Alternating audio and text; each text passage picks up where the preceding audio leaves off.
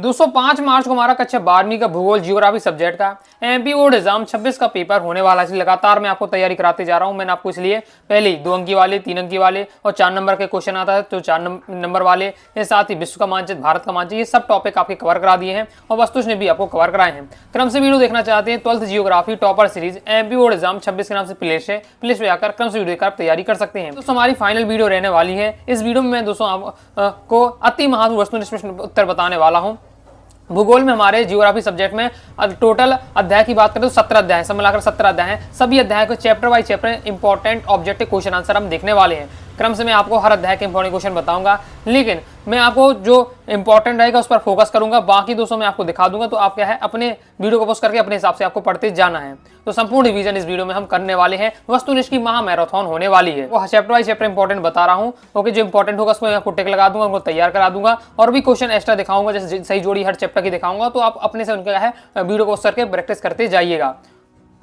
और जितने क्वेश्चन आपके एग्जाम में आने वाले बोर्ड एग्जाम में हाई चांस इन्हीं में से रहेगा। इसलिए अच्छे इस वीडियो में जितने वस्तुनिष्ठ बताऊं अच्छे से आपको क्या तैयार कर लेना है। सबसे पहले बहुविकल्पी प्रश्न पहला है, निम्नलिखित में से कौन सा एक भौगोलिक सूचना का स्रोत नहीं है? राइट आंसर होगा चंद्रमा में चट्टानी पदार्थों के नमूने। क्लियर है। नेक्स्ट देख लेते हैं। मैंने आपको प्रीवियस ईयर पेपर के तो क्लियर होने ही चाहिए, तो बाकी मैंने जो आपको बताऊंगा उसमें सब कवर होंगे। ओके, निम्नलिखित में से कौन सा एक लोगों और पर्यावरण के बीच अन्योन्य क्रिया का सर्वाधिक महत्वपूर्ण कारक है? तो प्रौद्योगिकी हो जाएगा। रुको और जाओ निश्चय बाद संकल्पना का प्रतिपादन किसने किया था? तो राइट आंसर हो जाएगा ग्रिफिथ टेलर ने किया था। ओके, ये एमपी बोर्ड एग्जाम में कब कब आया है वो भी आपको यहाँ देखने को मिल जाएगा, ताकि आपको क्लियर हो जाएगा कि आप कौन कौन से क्वेश्चन किस प्रकार से पढ़ रहे हैं। ओके, जैसे मानव भूगोल के जन्मदाता कहे जाते हैं तो रेटजेल। जो सिलेक्टेड होगा केवल मैं उन्हीं पर फोकस करूंगा, बाकी आप यहाँ वीडियो को पोस्ट करके पढ़ सकते होंगे। रेगिस्तान में हम बात करते हैं तो 1970 के दशक में मानवतावादी, अमूलवादी और डेडेस विचारधारा का उदय हुआ है। तो इसका राइट आंसर व्यवहारवादी विचारधारा का उदय हुआ। नेक्स्ट हमारा क्वेश्चन है, मनुष्य भोजन, वस्त्र एवं गृह निवास की आवश्यकताओं की पूर्ति के लिए डेडेस निर्भर करता है? तो पृथ्वी पर निर्भर करता है। जैसे मानव भूगोल अस्थिर पृथ्वी और क्रियाशील मानव के मध्य क्या है परिवर्तनशील संबंधों का अध्ययन होता है। रेटजेल एक भूगोलवेत्ता है, तो जर्मनी भूगोलवेत्ता है। ओके, नेक्स्ट भूगोलवेत्ता डेडेस को मानव भूगोल को जनक कहा जाता है, तो रेटजेल को। सत्य में जैसे आपका इंपॉर्टेंट ग्रिफिथ टेलर ने नवनिश्चयवाद के जनक माने जाते हैं, बिल्कुल सत्य हो जाएगा। प्रौद्योगिकी मनुष्य पर पर्यावरण की बंदिशों को कम करती है, तो बिल्कुल सत्य हो जाएगा। फिर नेक्स्ट दोस्तों आपको तय करना है, मानव भूगोल में भौगोलिक पर्यावरण का अध्ययन किया जाता है, तो ये आपका क्या असत्य हो जाएगा। अब सही जोड़ी इस प्रकार से दी हुई है। प्रैक्टिस कर ले, मैं आपको सही जोड़ी दिखा रहा हूँ, आप स्वयं प्रैक्टिस कर लीजिएगा। वीडियो को पोस्ट करिए या फिर स्क्रीनशॉट लेकर एक बार आपको क्या फास्ट प्रैक्टिस कर लेनी है। ओके, नेक्स्ट एक शब्द एक वाक्य में उत्तर देख लेते हैं। फ्रांसीसी स्कूल के जनक हैं कौन है? तो आपको हो जाएगा विडाल डी ब्लॉस। फिर नेक्स्ट आपको तैयार करके रखना है, मानव भूगोल का जनक किसे कहा जाता है? रेटजेल को कहा जाता है। एंथ्रोपोलॉजी नामक पुस्तक की रचना किसने की थी? तो फ्रेडरिक रेटजेल ने। फिर नेक्स्ट आपको तैयार कर लेना है, किसी भी समाज की सांस्कृतिक विकास के स्तर का सूचक क्या होता है? तो प्रौद्योगिकी का विकास। अब नेक्स्ट हमारा अध्याय आ जाता है विश्व जनसंख्या वितरण, घनत्व और वृद्धि के।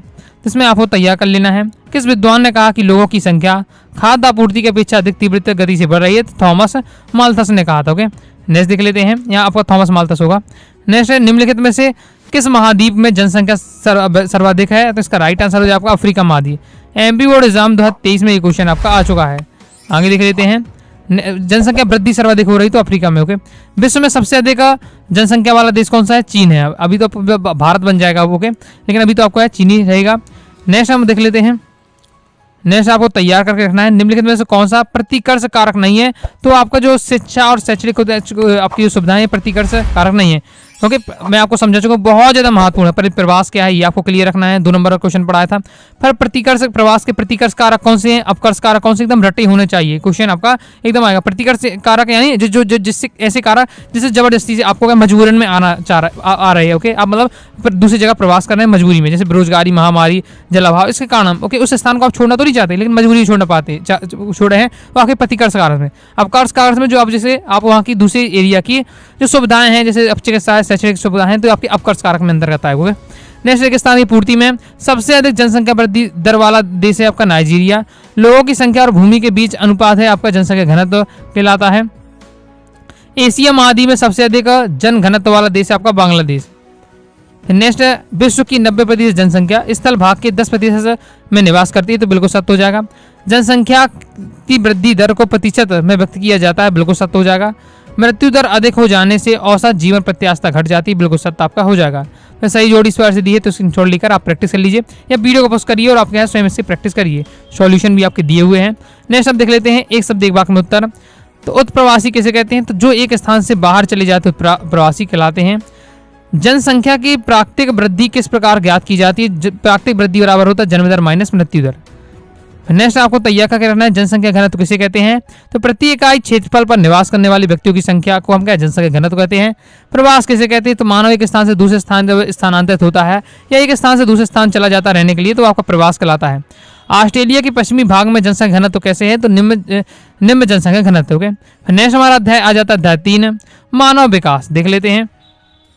इसमें आपको सबसे पहले तैयार करना है मानव विकास की अवधारणा निम्नलिखित में से किस विद्वान ने दी थी? तो राइट आंसर हो जाएगा डॉक्टर महमूद उल हक ने। तो नेक्स्ट दोस्तों हमारा क्वेश्चन है प्रत्येक व्यक्ति को उपलब्ध अवसरों के लिए समान पहुंच की व्यवस्था करना कहलाता है। तो ये हमारा क्या कहलाता है? समता कहलाता है।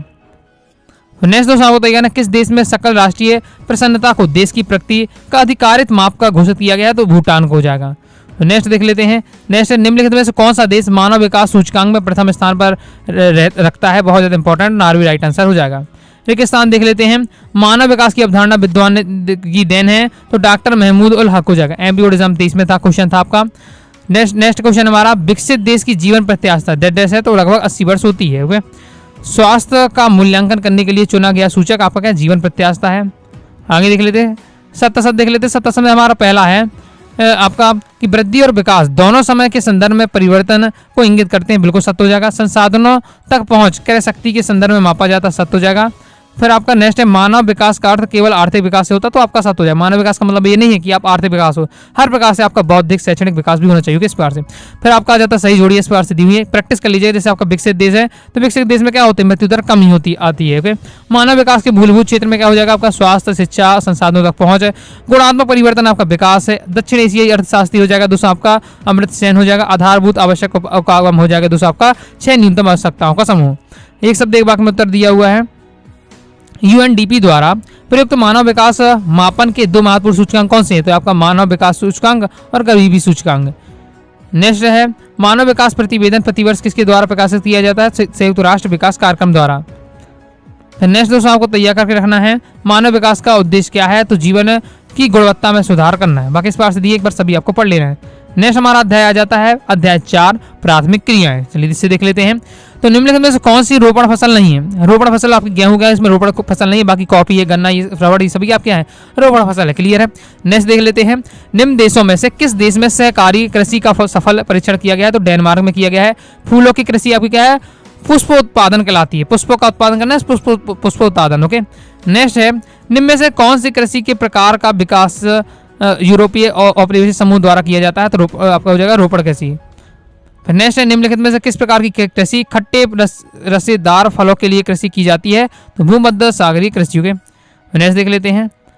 निम्न में से कौन सी फसल एकल कृषि नहीं है? तो इसका राइट आंसर आपकी विस्तृत कृषि का है, एकल कृषि नहीं है। नेक्स्ट है सोवियत संघ में सामूहिक कृषि को निम्नलिखित में से क्या कहा जाता है? कोल खजोल कहा जाता है। क्लियर है। अब देख लीजिए रेगिस्तान की पूर्ति में भोजन संग्रहण एवं डेडस प्राचीनतम ज्ञात आर्थिक क्रिया है तो आखेट हो जाएगा। पुष्प उत्पादन में डेडस देश विशिष्ट स्थान रखता है तो नीदरलैंड हो जाएगा। चाय और रबड़ फसलों की कृषि डेडस के अंतर्गत आती है तो रोपण कृषि के अंतर्गत आती है।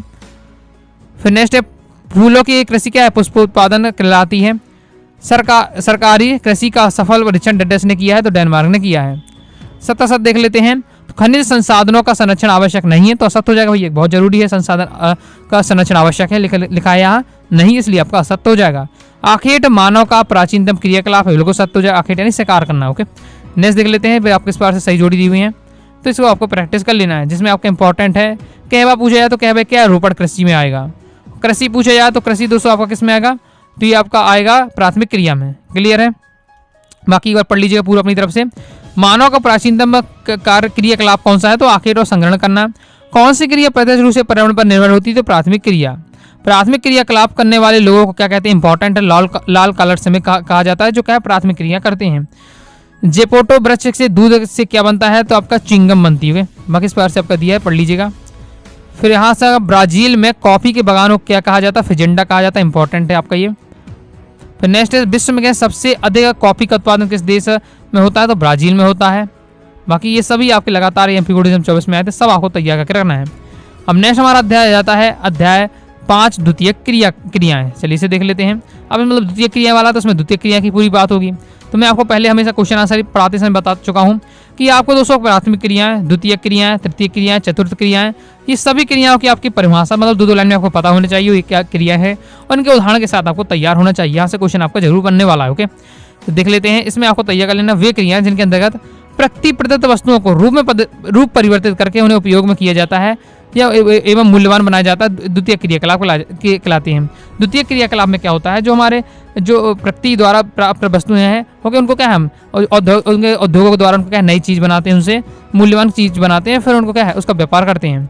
जैसे निम्नलिखित में से कौन सा उद्योग खनिज आधारित उद्योग है, तो लोहा इस्पात उद्योग क्या है, खनिज आधारित उद्योग हो जाएगा। नेक्स्ट देख लेते हैं। नेक्स्ट है हमारा फूड लूट उद्योग की विशेषता है, यानी स्वच्छंद उद्योग की विशेषता क्या है, कहीं भी स्थापना करना, ये क्या है उसकी विशेषता रहती है। नेक्स्ट निम्न में से कौन सी एक अर्थव्यवस्था में उत्पादन का स्वामित्व व्यक्तिगत होता है, तो पूंजीवाद में। फिर नेक्स्ट देख लेते हैं। नेक्स्ट पार्ट से आपका दिया हुआ है, इसे आपको तैयार कर लेना है। रेगिस्तान को देख लेते हैं। इसमें आपका है कच्चे माल पर आधारित उद्योग डेढ़ प्रकार से विभाजित किया जाता है, तो 5 प्रकार से विभाजित किया जाता है। आधुनिक सभ्यता का आधार है, तो अब कौन सा उद्योग आधार है, लौह इस्पात हो जाएगा। सार्वजनिक क्षेत्र में के उद्योग डेढ़ के अधीन होते हैं, तो सरकार के अधीन होते हैं। 77 में आपको तैयार करके रखना है। मत्स्य पालन और पशुपालन गौण व्यवसाय में आते तो असत हो जाएगा, ये मुख्य व्यवसाय गौण व्यवसाय नहीं है। ओके, नेक्स्ट वास्तविक उत्पादन श्रमिकों को नीली कॉलर श्रमिक कहा जाता है, तो आपका ये सत्य हो जाएगा। फिर इस बार से आपकी सही जोड़ी दी है तो आपको एक बार प्रैक्टिस कर लीजिएगा, वीडियो को पोस्ट करके एक बार आप स्वयं पढ़िए। ओके, फिर एक शब्द एक वाक्य में उत्तर देख लेते हैं। तो किस कार्य को पूर्ण करने के लिए मशीनों का प्रयोग करना क्या कहलाता है, तो यांत्रिकरण कहलाता है। बाकी इस प्रकार से दिए, आपको एक बार पढ़ लेना जरूर। आगे नेक्स्ट हमारा अध्याय आ जाता है अध्याय 6 तृतीयक और चतुर्थ क्रियाकलाप। देख लेते हैं।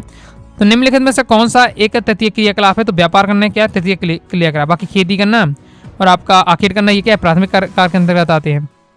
नेक्स्ट है निम्नलिखित क्रियाकलाप में से कौन सा द्वितीय सेक्टर का नहीं है, द्वितीय सेक्टर का नहीं है, तो मछली पकड़ना आपका क्या है, द्वितीय सेक्टर नहीं है, यानी द्वितीय क्षेत्र का नहीं है। मछली पकड़ना एक प्राथमिक क्षेत्र में आएगा। ओके, नेक्स्ट हम देख लेते हैं। तो नेक्स्ट यहाँ आपको पढ़ना है वे कार्य जिनमें उच्च परिणाम और उच्च स्तर वाले अन्वेषण सम्मिलित होते हैं कहलाते हैं, वो हमारे क्या कहलाते हैं, चतुर्थ क्रियाकलाप कहलाते हैं। आगे देख लेते हैं। बाकी एक बार आपको वीडियो पोस्ट करके आपको सब पढ़ते जाना होगा, जो सिलेक्टेड है मैं फोकस करते जाऊंगा। रेगिस्तान में देख लेते हैं। तो इसमें आपको जैसे पढ़ना है पंचम क्रियाकलाप में कार्य करने वाले लोग क्या कहलाते हैं, तो स्वर्ण कालर कहलाते हैं। तो लाल कालर हमने देखा, नीले कलर देखा, स्वर्ण कालर देखा, तो यहाँ से कालर से संबंधित क्वेश्चन बन सकता है, क्योंकि किस एरिया में करने वाले लोग क्या कौन सा कालर कहा जाता है, पढ़ के एकदम रखना है। ओके, दो नोडों के जोड़ने वाली को सड़क कहलाते हैं, तो ये आपका क्या है, तो ये आप हो जाएगा योजक। ओके, पढ़ लीजिएगा एक बार इस बार से। बाकी नेक्स्ट आपका यहाँ इंपॉर्टेंट है कि थोक व्यापार का गठन फुटकर भंडारों द्वारा होता, तो आपका सत्य हो जाएगा। विश्व में संचार तंत्र में इंटरनेट ने क्रांति ला दी, बिल्कुल सत्य हो जाएगा। सही जोड़ी इस बार से दी है, प्रैक्टिस कर लीजिएगा। एक शब्द एक वाक्य और देख लेते हैं। तृतीय क्रियाकलाप किससे संबंधित है, तो सेवा क्षेत्र। तृतीय क्रियाकलाप को क्या है, सेवा क्षेत्र कहा जाता है। ओके, जैसे कौन सा देश विश्व में चिकित्सा पर्यटन में अग्रणी बनकर उभर रहा है, तो भारत हो जाएगा। नेक्स्ट है तृतीय क्रियाकलापों की दो प्रमुख तत्व आपको बताने, तो उत्पादन और विनिमय क्या है, दो इसके तत्व हैं। आगे नेक्स्ट आ जाता है अध्याय 7 परिवहन एवं संचार। देख लेते हैं। तो विश्व का सबसे लंबा रेलमार्ग कौन सा है, ट्रांस साइबेरियन रेलमार्ग। ओके, और विश्व के मानचित्र में कहाँ है वो आपको एकदम क्लियर रखना है। ओके, विश्व का मानचित्र प्रैक्टिस आपकी कराई दी है। भूमध्य सागर और लाल सागर को जोड़ने वाली नहर क्या है, स्वेज नहर कहलाती है। सबसे सस्ता परिवहन कौन सा, तो जल परिवहन क्या सबसे सस्ता माना जाता है। नेक्स्ट हम देख लेते हैं। तो किस देश में रेल मार्ग के जाल का सघनतम घनत्व पाया जाता है, तो संयुक्त राज्य अमेरिका हो जाएगा। फिर आपका नेक्स्ट देखते हैं रेगिस्तान की पूर्ति। परिवहन में क्रांति डेढ़ की शताब्दी से आई है, तो 18वीं शताब्दी से आई है। नेक्स्ट चैनल टनल पेरिस को डेढ़ से जोड़ता है, तो लंदन से जोड़ता है। एक स्थान से दूसरे स्थान को संदेश भेजने को की व्यवस्था को हम क्या संचार कहते हैं। फिर आपका दिया हुआ सत्य पनामा नहर पूर्व में अटलांटिक महासागर को पश्चिमी में प्रशांत महासागर से नहीं जोड़ती है, असत्य हो जाएगा, क्यों जोड़ती है, नहीं लिखा इसलिए आपका सत्य हो रहा है। स्वेज नहर की अपेक्षा पनामा नहर का व्यापारिक महत्व अधिक है, तो आपका असत्य हो जाएगा। स्वेज नहर की अपेक्षा पनामा नहर का व्यापारिक महत्व नहीं है, किसका महत्व सबसे ज्यादा स्वेज नहर का है, जबकि यहाँ बोला जाए पनामा नहर का ज्यादा, इसलिए आपका असत्य हो रहा है। बाकी इस बार से दिए पढ़ लीजिएगा, ये आपकी जोड़ी दी है, प्रैक्टिस एक बार कर लीजिए स्वयं वीडियो को पोस्ट करके। फिर एक शब्द एक वाक्य में हम देख लेते हैं। तो परिवहन किस प्रकार का उद्योग है, तो सेवा उद्योग होता है आपका। फिर इसके बाद नेक्स्ट है आपका स्थल परिवहन के अंतर्गत नवीनतम विकास के रूप में कौन से हैं, तो आपका हो जाएगा आपका पाइपलाइन हो जाएगा, राजमार्ग और तार मार्ग। फिर नेक्स्ट है आपका ट्रांस साइबेरियन रेल मार्ग किस देश में है, तो रूस में है। हैलीफैक्स किस देश का प्रमुख रेलवे स्टेशन है? कनाडा का हो जाएगा। रूस का महत्वपूर्ण रेल मुख्यालय कौन सा है? तो मॉस्को हो जाएगा। आगे इस प्रकार से आपका दिया, पढ़ लीजिएगा पूरा। ओके, अब दोस्तों हम देखेंगे अध्याय 8 अंतर्राष्ट्रीय व्यापार से वस्तुनिष्ठ। तो इसमें आपको तैयार करके रखना है आयात और निर्यात के बीच मूल्य के अंतर को हम क्या कहते हैं? तो व्यापार संतुलन कहते हैं। विश्व का व्यापार संगठन का मुख्यालय कहाँ है? इंपॉर्टेंट है, जिनेवा में है। नेक्स्ट है आपका निम्न में से कौन सा पत्तन विश्राम पत्तन है? तो होनोलुलु आपका क्या है? विश्राम पत्तन है। ओके, नेक्स्ट है आपका निम्नलिखित महाद्वीप में से किस एक से विश्व व्यापार का सर्वाधिक प्रवाह होता है? तो इसका राइट आंसर हो जाए आपका यूरोप महाद्वीप। रेगिस्तान की पूर्ति देख लेते हैं। तो अंतर्राष्ट्रीय व्यापार का होना राष्ट्रों के लिए क्या है? लाभदायक होता है। अंतर्राष्ट्रीय व्यापार उत्पादन में डेडेस का परिणाम है, तो विशेषीकरण का परिणाम है। आधुनिक समय में व्यापार देशों की डेडेस नीति बन गई, तो विदेशी नीति बन गई है। 77 में देख लेते हैं सेंस फ्रांसिस्को को विश्व का सबसे बड़ा स्थल रुद्ध वतन है, तो आपका सत्य हो जाएगा। सघन बसाव वाले देश में आंतरिक व्यापार अधिक होता है, तो बिल्कुल सत्य हो जाएगा। आगे देख लेते हैं सही जोड़ी इस प्रकार से दी, एक बार पढ़ लीजिएगा पूरा। फिर आ जाता है हमारा एक शब्द एक वाक्य में उत्तर देना है। जॉन बिल मेला किस स्थान पर लगता है? तो आपका गुवाहाटी असम में लगता है। विश्व व्यापार संगठन WTO कब बनाया गया? तो जनवरी 1955 में हो जाएगा। 2016 में कितने देश विश्व व्यापार संगठन के सदस्य थे? तो 164 देश। फिर इसके बाद नेक्स्ट देख लेते हैं। नेक्स्ट आपको पढ़ना है पैकेट स्टेशन या फेरी पत्तन के 2 उदाहरण आपको बताने, तो ये 2 उदाहरण पढ़ लीजिएगा। केपटाउन किस देश का पत्तन है? तो दक्षिण अफ्रीका का। आगे नेक्स्ट हमारा अध्याय जाता है अध्याय 9 जनसंख्या वितरण और घनत्व वृद्धि और संसाधन। ओके, अब जैसे 2 किताबें बाकी, तो मैंने कहा क्रम से लेकर चलना होगा। ये अध्याय 8 तक कंप्लीट हो जाता है, तो अध्याय 9 से इसे मान के चलते हैं, क्रम से लिए। ओके, पूरे नेक्स्ट देख लेते हैं इसमें। तो बहुविकल्पी प्रश्न है, इसमें आपको तैयार कर लेना है। भारत का सबसे अधिक जनसंख्या वाला राज्य कौन सा? तो उत्तर प्रदेश है। ओके, एक स्टूडेंट कमेंट कर रहा था सर जनसंख्या ज़्यादा किस में है? बिहार में। तो वो सकता है कि उत्तर प्रदेश में है, सीधा है। मैपिंग में आपको समझा रहा जब, और आपके पेपर में कैसे आएगा मैपिंग में कि सबसे अधिक जनसंख्या वाला राज्य। अब सीधा नहीं बोला जाएगा उत्तर प्रदेश को बताओ, इस प्रकार से बोला जाएगा। तो आपको पहले दिमाग लगाना पड़ेगा उत्तर प्रदेश, और फिर उत्तर प्रदेश को आपको क्या है मैप में आपको दिखाना पड़ेगा भारत के मानचित्र में। ओके, नेक्स्ट देख लेते हैं। नेक्स्ट निम्नलिखित में राज्यों में किस एक में जनसंख्या घनत्व सर्वाधिक है? तो पश्चिम बंगाल में क्या है? जनसंख्या घनत्व पूछे, ओके, फर्क है आपका, अंतर होता है। जनसंख्या घनत्व पूछे तो पश्चिम बंगाल, और जनसंख्या पूछे सबसे ज्यादा जनसंख्या कहा तो उत्तर प्रदेश। ओके, नेक्स्ट आपको 2011 की जनगणना के अनुसार भारत की जनसंख्या कितनी कौन सी है? तो 121 करोड़ हो जाएगा। सभी एकदम सिलेक्टेड है, तैयार करके आपको सभी रखना है। रेगिस्तान की पूर्ति में देख लेते हैं। तो बिहार में भारत में सर्वाधिक जनसंख्या घनत्व पूछा जा रहा है। जनसंख्या घनत्व पूछा जाए तो आपके केस में होने वाला है किस राज्य में? बिहार में। फिर नेक्स्ट देख लेते हैं 2011 के अनुसार भारत की जनसंख्या कितनी? 121 करोड़ है। आगे देख लेते हैं हिमाचल प्रदेश में निम्न नगरीय जनसंख्या वाला भारत का राज्य है, तो बिल्कुल आपका सत्य हो जाएगा ये। बाकी इस बार से आपकी सही जोड़ी दी है, पूरी प्रैक्टिस के लिए सभी इंपॉर्टेंट है। जब प्रीवियस ईयर वाली तो आपको एकदम रट्टी होनी चाहिए। ओके, एक शब्द एक वाक्य में उत्तर देख लेते हैं। जनगणना के अनुसार भारत का जनसंख्या घनत्व कितना है? तो 382 व्यक्ति प्रति वर्ग किलोमीटर है। कृषि घनत्व को कैसे ज्ञात किया जाता है? तो इसका फॉर्मूला होता है कुल कृषि जनसंख्या बटे निवल कृषि क्षेत्र। आपको क्या 2 नंबर में ये बात समझाई थी। आगे देख लेते हैं 2011 की जनगणना के अनुसार भारत के किस राज्य में नगरीय जनसंख्या का अनुपात क्या सर्वाधिक है? तो गोवा में क्या सबसे ज्यादा होता है। भारत के किस राज्य में जनसंख्या घनत्व अधिक है? तो आपका हो जाएगा अरुणाचल प्रदेश है, निम्न है आप। ओके, जनसंख्या घनत्व निम्न है, तो अरुणाचल प्रदेश में क्या निम्न है आपका। जनसंख्या की दृष्टि से भारत का कौन सा स्थान है? तो दूसरा स्थान है। ओके, आगे देख लेते हैं भारत में सबसे अधिक साक्षर राज्य कौन सा है? तो केरल है। क्लियर है, आगे देख लेते हैं। अब नेक्स्ट हमारा अध्याय 10 आ जाता है मानव बस्तियां। तो विराटनगर है, तो विराटनगर दिल्ली हो जाएगा। धार्मिक नगर कौन सा? इसमें से धार्मिक नगर है उज्जैन है। ओके, महाकालेश्वर के कारण है। ओके, नेक्स्ट है ग्रामीण बस्तियों की प्रमुख विशेषता क्या है? तो ये सभी विशेषताएं, छोटी बस्तियां होती हैं, प्राथमिक क्रियाकलाप करते हैं गांव के लोग, और कम गतिशील होते हैं। ओके, नेक्स्ट है निम्नलिखित में से कौन सा नगर नदी तट पर अवस्थित नहीं है? तो भोपाल क्या है? नदी तट पर नहीं। बाकी ये सब क्या है? नदी के तट पर है ये सभी जो शहर हैं। प्रशासनिक नगर है, तो नई दिल्ली क्या है? प्रशासनिक नगर के अंतर्गत आएगा। आगे देख लेते हैं आगे कौन सा इंपॉर्टेंट है। फिर रेगिस्तान की पूर्ति में नैनीताल भारत के एक कैसे नगर है? तो पर्यटन नगर है। भारत में नगरों का अभ्युदय काल में हुआ, तो आपके प्रागैतिहासिक काल में हुआ। गंगा के मैदान में अधिकांश गांव डेडेस कार के हैं। किस प्रकार के? तो गुच्छित प्रकार के हैं। स्मार्ट सिटी मिशन का उद्देश्य डेडेस को बढ़ावा देना है, तो शहरों को बढ़ावा देना है। हम देख लेते हैं 70-70। तो पहला हमारा ग्रामीण बस्तियों के लोग प्राथमिक कार्य करते हैं, बिल्कुल सत्य। गांव के लोग क्या है? प्राथमिक कार्य करते हैं, जंगलों से जुड़े रहते हैं। नैनीताल एक पर्यटन नगर है, बिल्कुल सत्य हो जाएगा आपका। 20वीं शताब्दी के दौरान भारत में नगरीय जनसंख्या 11 गुना बढ़ी, तो ये भी आपका क्या सत्य हो जाएगा। फिर आ जाती सही जोड़िए, इस बार से दी है, प्रैक्टिस कर लीजिए, बिल्कुल सिंपल आपको दी हुई है। फिर आ जाते एक शब्द एक वाक्य में उत्तर देना है। बस्ती क्या से क्या तात्पर्य है, तो किसी प्रकार का या आकार के घरों में के समूह को हम क्या बस्ती कह देते हैं। ओके, नेक्स्ट है भारत में नगरों का किस वर्ग में शहरों और नगरों की संख्या सबसे अधिक है, तो आपका हो जाएगा प्रथम वर्ग के नगरों में। नेक्स्ट आपको तय करना है सिंधु घाटी सभ्यता के 2 विकसित नगरों के नाम, हड़प्पा और मोहनजोदड़ो। भोपाल मध्य प्रदेश का किस प्रकार का नगर है, तो इस प्रकार का प्रशासनिक नगर है।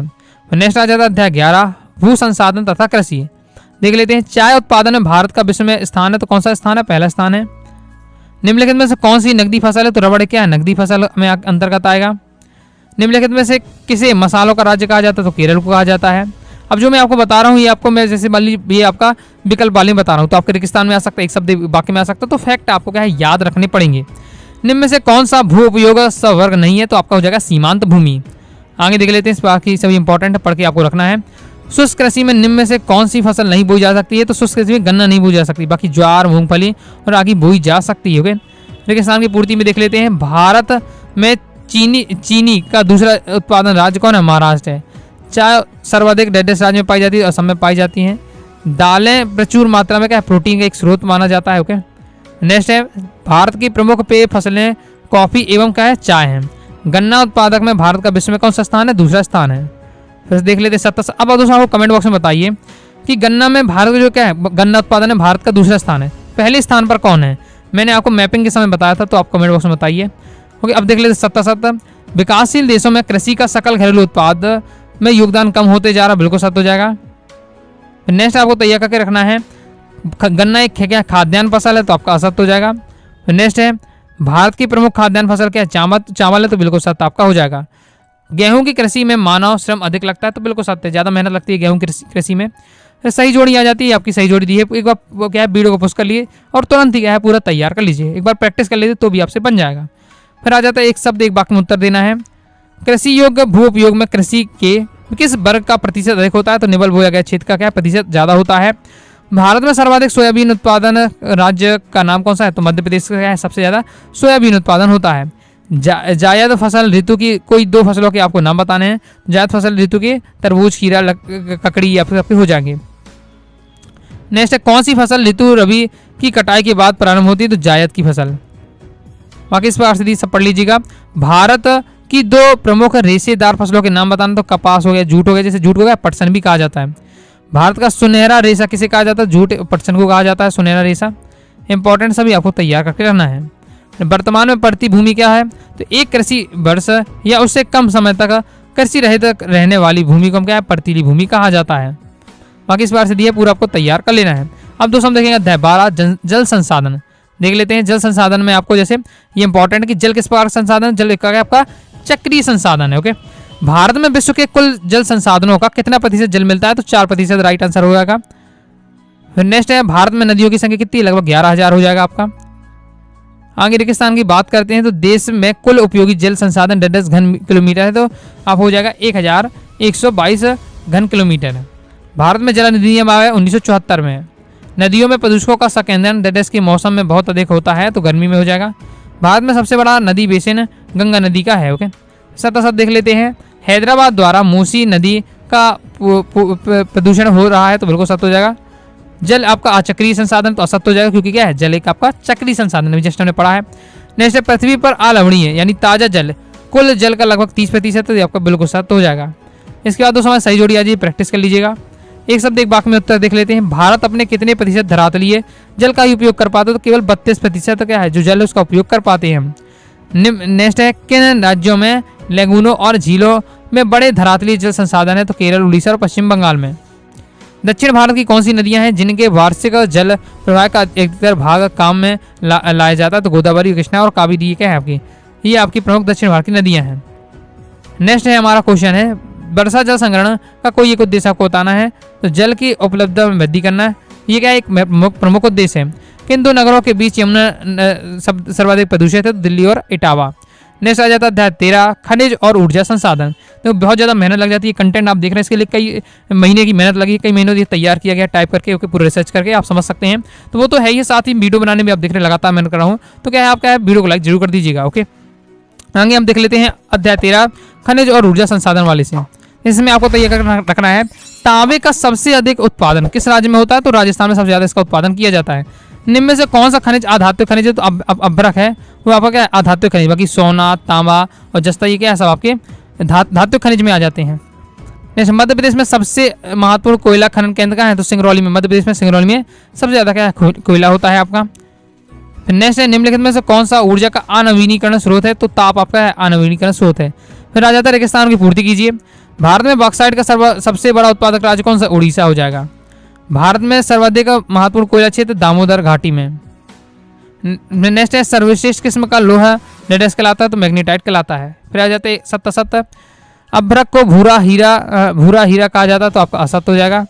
नेक्स्ट है असम घाटी में खनिज तेलों के निक्षेप से में पाया जाता है, बिल्कुल सत्य हो जाएगा। आगे देख लेते हैं प्राकृतिक गैस ऊर्जा का एक नवीनीकरण योग्य स्रोत है, तो आपका क्या असत्य हो जाएगा। फिर आ जाती है सही जोड़ी इस बार से दी हुई है, तो आप क्या स्क्रीनशॉट लीजिए, वीडियो को करके आपके एक बार प्रैक्टिस कर लीजिए। फिर आ जाता हमारा एक शब्द एक वाक्य में उत्तर देना है। तो इसमें इंपॉर्टेंट है भारत में पाए जाने वाले लौह अयस्क के नाम लिखना है, तो हेमेटाइट और मैग्नेटाइट पाया जाता है, ये लौह अयस्क है। मुंबई हवाई किस ऊर्जा खनिज के लिए प्रसिद्ध है, तो आपका हो जाएगा पेट्रोलियम के लिए। रानीगंज कोयला खान किस राज्य से में है, तो आपका हो जाएगा पश्चिम बंगाल में। आगे देख लेते ऊर्जा के परंपरागत स्रोत के नाम आपको तैयार कर लेना है, जैसे कोयला, पेट्रोलियम, प्राकृतिक गैस, परमाणु ऊर्जा, ये आपके परंपरागत स्रोत है। इसके साथ ही आपको अपरंपरागत स्रोत के बारे में क्या है याद करके रखना है। आगे देख लेते हैं। आगे नेक्स्ट जैसे आपको इसमें तैयार करके रखना है एशिया का सबसे बड़ा पवन ऊर्जा संयंत्र कौन सा है, तो हो जाएगा गुजरात के कच्छ में लांबा में। नेक्स्ट हमारा अध्याय जाता है अध्याय 14 मानव के संदर्भ में नियोजन और सतत पोषणीय विकास। इसमें देख लेते हैं इंदिरा गांधी नहर कमान क्षेत्र में सतत पोषणीय विकास के लिए इसमें से कौन सा सबसे महत्वपूर्ण कारक है, तो आपका हो जाएगा परितंत्र विकास। किस वर्ष योजना आयोग की स्थापना नीति आयोग ने किया, तो हो जाएगा 2015 में। नेक्स्ट हमारा क्वेश्चन निम्न में से किस बांध में इंदिरा गांधी नहर निकाली गई है, तो हरिकेन बांध में इंपॉर्टेंट है। भरमौर जनजातीय क्षेत्र में कौन सी मुख्य नदी का प्रवाहित होती है, तो रावी नदी प्रवाहित होती है। रेगिस्तान की हम पूर्ति की बात करते हैं, तो आपका द पॉपुलेशन बम नामक एक पुस्तक लेखक है, तो इसका राइट आंसर आपका एहन लिंच। ओके, गद्दी जनजाति शरद ऋतु में डेडेस स्थान पर ऋतु प्रवास करती है, तो कांगड़ा इसका राइट आंसर हो जाएगा। नेक्स्ट है विश्व पर्यावरण और विकास आयोग का गठन डेडेस ने किया, तो संयुक्त राष्ट्र संघ ने किया था। फिर सत्ता सब देख लेते हैं। इसमें हमारा पहला है सूखा संभावित क्षेत्र विकास कार्यक्रम की शुरुआत 6वीं शताब्दी में शुरू हुई, तो बिल्कुल आपका क्या है ये आपका 200 हो जाएगा, तो क्या हो जाएगा असत्य हो जाएगा। ओके, आगे देख लेते हैं इंदिरा गांधी नहर की संकल्पना कंवर सेन ने प्रस्तुत की, तो आपका सत्य हो जाएगा। बाकी सही जोड़ी दी है, एक बार प्रैक्टिस कर लीजिएगा। फिर आ जाता है एक शब्द एक वाक्य में उत्तर, जिसमें हिमाचल प्रदेश के भरमौर क्षेत्र में कौन सी जनजाति की निवास करती है, गद्दी जनजाति, बहुत ज़्यादा इंपॉर्टेंट है। मिडलैंड आयोग का गठन क्यों किया गया था, तो इसका राइट आंसर पर्यावरणीय मुद्दों के लिए तैयार किया गया था। जैसे विश्व पर्यावरण और विकास आयोग का अध्यक्ष कौन था, तो नॉर्वे के प्रधानमंत्री गारो हल्टेम ब्लिंडेड। नेक्स्ट हमारा क्वेश्चन है सतत पोषणीय विकास का उद्देश्य क्या है, प्राकृतिक संसाधनों का संरक्षण। नेक्स्ट हमारा चैप्टर आ जाता है अध्याय 15 परिवहन तथा संचार। ओके, मैं देखिए आप अगर सेकंड बुक मान रहे हैं तो आपका दूसरे चैप्टर का लाएगा, बाकी मैं क्रम से लेते जा रहा हूँ आपका, तो क्लियर हो जाएगा आपको। ओके, तो देख लेते हैं इसमें परिवहन एवं तथा संचार वाले चैप्टर से। तो सबसे अधिक सड़क घनत्व डेडेस वाले राज्य में कौन सा है, तो हो जाएगा केरल। नेक्स्ट देख लेते हैं नागपुर योजना कब बनाई गई थी, 1943 में बनाई गई थी। भारत का प्रथम संचार उपग्रह कौन सा है, तो हो जाएगा आर्यभट्ट। नेक्स्ट देख लेते हैं भारतीय रेल प्रणाली में कितने मंडलों में विभाजित किया गया है, तो 16 हो जाएगा। नेशनल रिमोट सेंसिंग सेंटर कहाँ स्थित किया गया, तो हैदराबाद में हो जाएगा। बाकी इस प्रकार से दिए तैयार करके रहना है। अब दोस्तों हम देखेंगे रेगिस्तान की पूर्ति कीजिए। भारत का सड़क जाल विश्व का डेडेस सबसे बड़ा सड़क जाल है, तो हो जाएगा दूसरा सड़क जाल है। आगे नेक्स्ट हमारा क्वेश्चन है रेल पटरी की चौड़ाई के आधार पर भारतीय रेल के डेडेस वर्ग होते हैं, तो 3 वर्ग होते हैं। भारत में पहली पाइपलाइन सन डेडेस में बिछाई गई थी, तो 1959 में बिछाई गई थी। नेक्स्ट हमारा क्वेश्चन है नेक्स्ट भारत की सबसे ऊंची सड़क मनाली डेडेस तक है, तो मनाली से लेह तक है। एक डेडेस उपग्रह प्रणाली हो जाएगा आपका बहुउद्देशीय। 77 में आपको देख लेना है ईमेल एक जनसंचार माध्यम, बिल्कुल सत्य हो जाएगा। भारत में क्रॉस कंट्री पाइपलाइन की लंबाई 18,500 किलोमीटर, बिल्कुल सत्य हो जाएगा आपका। वायु परिवहन एक स्थान से दूसरे स्थान जाने का तीव्रतम परिवहन साधन, बिल्कुल सत्य हो जाएगा आपका। अब दोस्तों देखिए सही जोड़ी है, सही जोड़ी इस प्रकार से आपको दिए तैयार कर लेना है। आ जाते एक शब्द एक वाक्य में उत्तर देना है। इसमें हमारा आपका रहेगा, ये इंपॉर्टेंट है, दक्षिण रेलवे का मुख्यालय कहाँ है? चेन्नई में है। फिर नेक्स्ट है हमारा, भारत में कितने प्रमुख समुद्री पत्तन है? तो 12 समुद्री पत्तन है। रेल प्रणाली में कितने मंडलों की बात की पूछे या कितने मंडल है? तो आपके 16 मंडल हैं। नेक्स्ट है आपका, कंडाला बंदरगाह किस खाड़ी के मुहाने पर है? तो कच्छ की खाड़ी पर। विशाखापट्टनम बंदरगाह किस राज्य में है? तो हो जाएगा आंध्र प्रदेश। नेक्स्ट हमारा अध्याय जाता है 10-16 अंतर्राष्ट्रीय व्यापार। अगर इससे हम बात करते हैं तो इसमें आपको इंपॉर्टेंट, भारत के विदेशी व्यापार में घाटे की वृद्धि के लिए निम्न में से कौन उत्तरदायी है? तो हो जाएगा पेट्रोलियम। नेक्स्ट है, निम्नलिखित में से कौन सा पत्तन कृत्रिम है? तो हो जाएगा चेन्नई। नेक्स्ट है आपका, दो देशों के मध्य होने वाला व्यापार अंतर्राष्ट्रीय व्यापार। निम्नलिखित में से कौन सा एक स्थलबद्ध पोताश्रय है? तो हो जाएगा आपका विशाखापट्टनम। अब देखिए किसान की पूर्ति कीजिए। दिल्ली के अंतर्राष्ट्रीय विमान अड्डे का नाम डेडस हवाई अड्डा है, तो इंदिरा गांधी हवाई अड्डा है। भारत का सबसे पुराना कृत्रिम पत्तन चेन्नई पत्तन हो जाएगा। भारत का व्यवसायिक राजधानी क्या? मुंबई को कहा जाता है। भारत का ज्वारी बंदरगाह क्या है? कोलकाता है। अब आगे देख लेते हैं 7 इसमें हमारा दोस्तों पहले रहने वाला है, भारत में निर्यात की तुलना में आयात का मूल्य अधिक है। ये बिल्कुल सत्य हो जाएगा। वर्तमान में भारत में 12 प्रमुख पत्तन है, तो ये भी आपका सत्य हो जाएगा। मुंबई भारत का सबसे बड़ा प्राकृतिक पत्तन है, तो आपका ये भी सत्य हो जाएगा। फिर नेक्स्ट है, कोलकाता बंदरगाह कृष्णा नदी पर अवस्थित है, तो ये हो जाएगा अव्यवस्थित है, तो आपके असत्य हो जाएगा। फिर आ जाता है दोस्तों हमारा सही जोड़ी, इस बार से आपकी दी है, सभी जोड़ी आपको क्या एक बार अच्छे से तैयार कर लीजिएगा। आ जाते हैं एक शब्द एक वाक्य में उत्तर, अंतर्राष्ट्रीय व्यापार क्या अर्थ है? तो यह वस्तुओं का क्रय विक्रय, ओके, 2 या 2 से अधिक वस्तुओं का एक देश से दूसरे देश में क्या है क्रय विक्रय कर रहे हैं, तो आपका क्या है? अंतर्राष्ट्रीय व्यापार कहलाएगा। भारत का सर्वाधिक आयात किस क्षेत्र में होता है? तो एशिया और आसियान क्षेत्र में होता है। नेक्स्ट है हमारा, भारत का विशाखापट्टनम कंटेनर पत्तन कौन सा है? तो जवाहरलाल नेहरू पत्तन। अब दोस्तों नेक्स्ट हमारा लास्ट अध्याय है, अध्याय 17 भौगोलिक परिप्रेक्ष्य में चयनित कुछ मुद्दे एवं समस्याएं। इसमें जैसे इंपॉर्टेंट है, शहरी धुंध का क्या कारण होता है? तो वायु प्रदूषण का है, ये प्रमुख कारण है। नेक्स्ट हमारा, निम्नलिखित में से कौन सा रोग आपका जलजन्य है? तो आपको अतिसार हो जाएगा। प्रतिकर्ष और अपकर्ष कारक उत्तरदायी होते, तो किसके लिए उत्तरदायी होते हैं? प्रवास के लिए उत्तरदायी होते हैं। नेक्स्ट देख लेते हैं। नेक्स्ट हमारा आ जाता है क्वेश्चन, रेगिस्तान की पूर्ति कीजिए। वायु प्रदूषण के कारण डेडस वर्षा हो रही, तो अम्ल वर्षा हो रही है। यमुना को सबसे अधिक सुरक्षित करने वाला नगर कौन सा है? दिल्ली है। झाबुआ जिले में डेडस जनजाति पाई जाती है, तो भील जनजाति पाई जाती है। सत्य देख लेते हैं। इसमें जैसे आपके इंपॉर्टेंट, भारत में कई शहरों पर एवं महाजनों में ध्वनि प्रदूषण बहुत खतरनाक है, सत्य बात है। भारत में ग्रामीण नगरीय प्रभाव में पुरुषों की प्रभुत्व होता है, ये भी आपका सत्य हो जाएगा। इस बार से आपको 3-4 पॉइंट पढ़ के रखना है। फिर आ जाती सही जोड़ी इस बार से दी है, प्रैक्टिस कर लीजिएगा। फिर आ जाते एक शब्द एक वाक्य में उत्तर, जल की गुणवत्ता के निमित्तम के कोई 2 कारक बताना है आपको, तो बढ़ती हुई जनसंख्या के तथा अविवेकपूर्ण औद्योगिक विस्तार हो जाएगा। नेक्स्ट है, भारत की 2 सर्वाधिक प्रदूषित नदियाँ कौन सी हैं? यमुना और गंगा। ध्वनि प्रदूषण के लिए किस इकाई का माप किया जाता है? डेसिमल से इकाई का माप किया जाता है। ओके, इस प्रकार से आपका दिया हुआ है, सभी आपको तैयार करके रखना है। ध्वनि प्रदूषण किसे कहते हैं? तो अनचाहे स्वर की ध्वनि निकालने को हम क्या है? ध्वनि प्रदूषण कहते हैं। सर्वाधिक जल प्रदूषण उद्योग कौन सा है? तो हो जाएगा चमड़ा उद्योग, लुगदी उद्योग, कागज उद्योग और वस्त्र उद्योग, रसायन उद्योग, ये सभी आपको क्या है? ये सभी दोस्तों आपके सर्वाधिक जल प्रदूषक वाले उद्योग हैं। क्लियर हो जाता है। इस प्रकार से दोस्तों मैंने आपको क्या है, टोटल सभी आपके 17 अध्याय थे, सभी अध्याय के मैंने आपको अति महत्वपूर्ण वस्तुओं से प्रैक्टिस करा दी है, तो तैयार आप कर लेना है। ओके, अगर आपके कुछ छूट गए हो तो एक बार फिर दोबारा वीडियो को देख लीजिएगा, लेकिन आपको जितने बताएं सभी आपको क्या तैयार करके रखना है, क्योंकि इन्हीं में से आपके वस्तुनिष्ठ आपके रहने वाले हैं। तो वीडियो पसंद आए लाइक करके सब्सक्राइब जरूर कर दीजिएगा। प्रॉपर तैयारी करना चाहते हैं 12 जियोग्राफी टॉपर सीरीज 2025 के नाम से प्लेलिस्ट पे जाकर क्रम से वीडियो देखकर आप तैयारी कर सकते हैं। मिलते हैं नेक्स्ट वीडियो में, तब तक के लिए बाय बाय।